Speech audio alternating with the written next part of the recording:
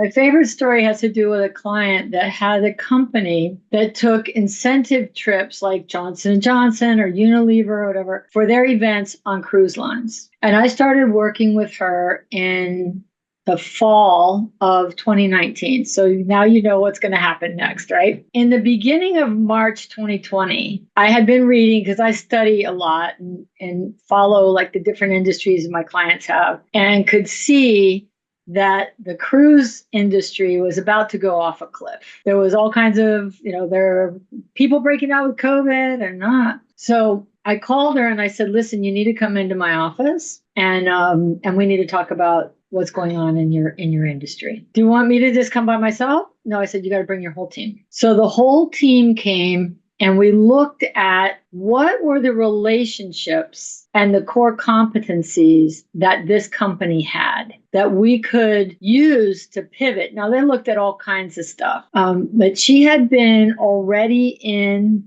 that business for over 35 years. So she had a lot of contacts, a lot of resources, and a vast amount of knowledge. Now, this didn't happen right away. But what we did was we looked at workforce housing, because on the cruise line, you could have a single person in a room as opposed to multiples, right? And they were already beginning to put in precautions to keep people safe. Now, one of the things that happened was she had sold, or bought out, I should say, part of the business from a partner. And she was not a financial person. My client was not a financial person. The other lady was. So there was like the incomplete financial records. Some of it was way behind.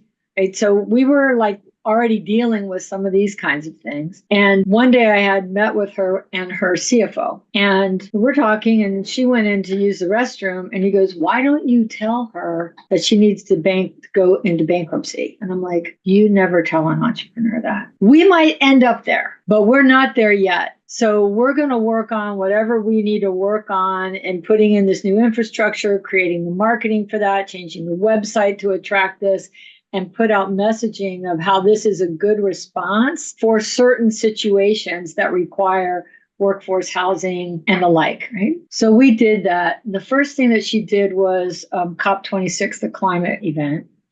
And then she did G7, because they hadn't thought about how many people it was going to take to set these things up, and where was security going to live, and the place that they chose didn't have enough housing. And so we were able to do that and begin to pivot the company. Now, today, they're probably 85 to 90% workforce housing, and a smaller percentage of the initial core competency of the company, which would be incentive and events and trips like that on cruise line. So that is by far my favorite story, because we came so close to losing that company, and we didn't.